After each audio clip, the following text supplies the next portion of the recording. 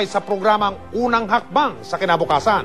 At bilang bahagi pa rin po ng proyektong yan, kinamusta ng GMA Kapuso Foundation ang ilan sa mga mag-aaral na nabiyayaan ng gamit. Ito ang kanilang natuklasan. Inabutan naming masigasig na nagsisipag-aral ang mga grade 1 ng Lupang Pangako Elementary School. May ibang subsob sa pag-aaral at ganadong-ganadong magsulat. Nangangalahati pa lang ang taon ng pasukan, hindi may kukubli na paubos na ang mga kakampi nila sa pag-aaral. Kahit grade 1 pa lang, alam na nila kung paano dumiskarte. Gaya ni Mary Rose na ibinahagi kung paano niya tinitipid ang gamit. Nung pambura, hindi ko muna nilalabas sa lapis na lang muna po. Si Diane Grace sa murang edad alam na kung paano maging masinop. Yung mga likod po nung papel kung hindi ko po nasusulatan, sinusulatan ko na lang po. Mga pudpod na lapis, putol-putol na krayola, notebook na puno na ng aralin, at ubos ng pad paper. Ito ang pangangailangang nais tugunan ng GMA Kapuso Foundation sa Unang Hakbang sa Kinabukasan Replenishment Program. Kasi syempre grade 1, more on writings, coloring. So, yung mga gamit, nauubos din. So, kahit na anong tipid mo, mauubos at mauubos. It's high time for the second semester. They will be ready again after the break when they will be coming back. So, they will be ready for the materials again. Bagong school supplies na magagamit sa kanilang pagbabalik mula sa SEM break. Kaya naman po muling maghahatid ang GMA Kapuso Foundation ng mga gamit na pang grade 1 sa iba't ibang panig ng bansa bilang paghahanda naman sa ikalawang semester ng pasukan. At para sa mga gustong sumuporta sa proyektong ito, maaari po kayong magdeposito sa mga account ng GMA Kapuso Foundation sa UCPB at Metrobank. Maaari na rin po kayong mag-donate sa anumang sulok ng mundo gamit ang inyong mga credit cards. Para sa karagdagang impormasyon, mag-log on po kayo sa www.kapusofoundation.com. Susunod! Militar at mga rebeldeng NPA nagkasagupa sa Compostela Valley. Alicia Mayer, nagbalot lang ng plastic sa bagong kampanya ng grupong PITA. Tuloy ang pagtutok natin dito sa 24 oras. Ipinakita po ng Philippine Army sa mga tiga-GMA News ang nakupkob nilang kampo raw ng UP People's Army sa Moncayo sa lalawigan ng Compostela Valley. Pero habang nandun po ang aming mga kasamahan, muling sumiklab ang engkwentro sa pagitan ng mga sundalo at ng mga rebelde. Panuorin niyo pong pagtutok na ito ni Richie Nalago ng GMA Davao. Eksklusibo!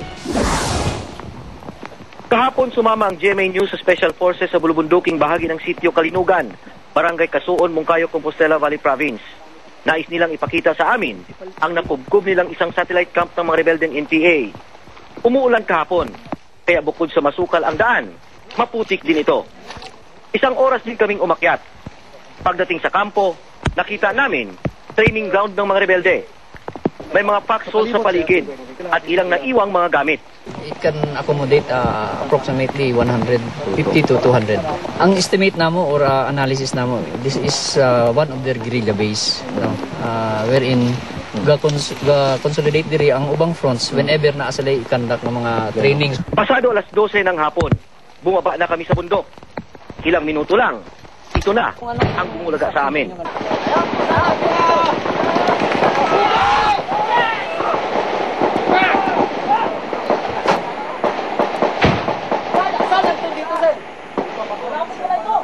Ang mga sundalong umi-escort sa amin, nakasalubong pala ang mga rebelding NPA sa kabilang bundok.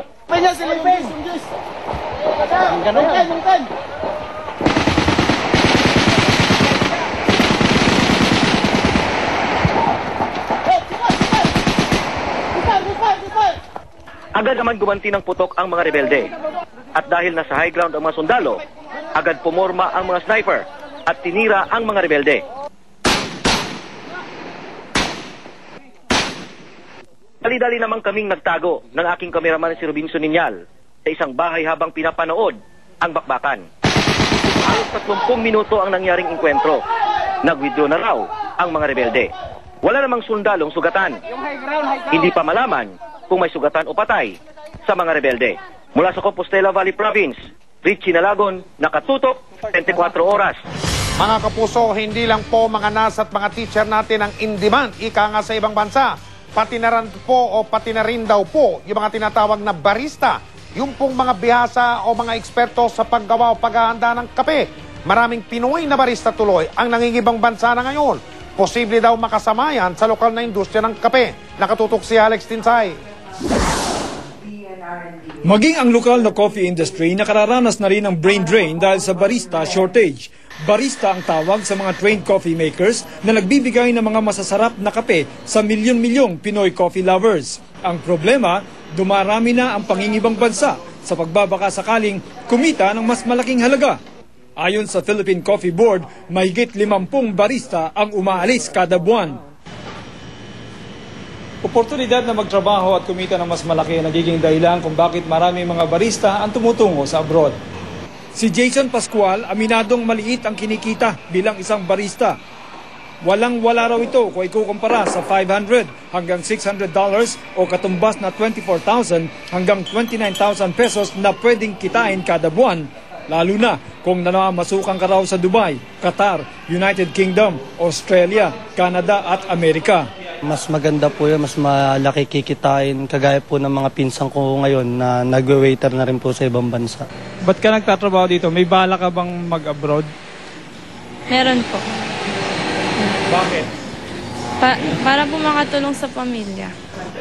In-demand daw ang mga Pinoy barista ngayon dahil kilala sila sa pagiging mahusay sa English, magalang sa mga customer at maasahan sa trabaho. Pangamba ngayon ng Philippine Coffee Board, posibleng maapektuhan ang industriya ng kape na nakakapag-ambag ng 21 bilyong piso sa ekonomiya.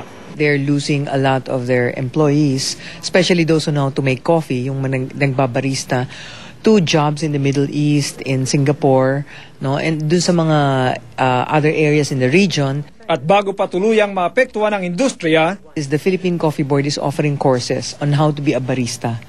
How to be a barista because we want to arm those who just graduated and who are queuing up in the job fairs. Umaasa naman ang mga suki ng coffee shops na di tuluyang mananamlay ang coffee industry. Nakakalungkot naman kung ganun. Kasi sa tingin ko hindi naman mawawala ng merkado ang mga coffee shop dito sa Manila. In fact, kahit mga estudyante, people from all walks of life. Alex Tinsay, Nakatutok, 24 oras. Susunod! Tony Boy Cuangco, apektado nga ba ng mga intrigang hiwalay na sila ni Gretchen Barreto? Alicia Meyer, nagbalot lang ng plastic para sa kampanya laban sa pagkain ng karne. Tututukan natin sa pagpapatuloy ng 24 oras. Karagdagang balita mula sa panibagong rollback. Bukod po sa mga kumpanyang Eastern Petroleum at Shell na binalita namin kanina, sasali na raw din po sa panibagong rollback ang mga kumpanyang Petron at Sea Oil. Piso kada litro rin ang bawas presyo sa gasolina, diesel at kerosene ng Petron. Umpisa po yan mamayang hating gabi. Susundan din sila ng Sea Oil na pareho din ang rollback alas 6 ng umaga bukas.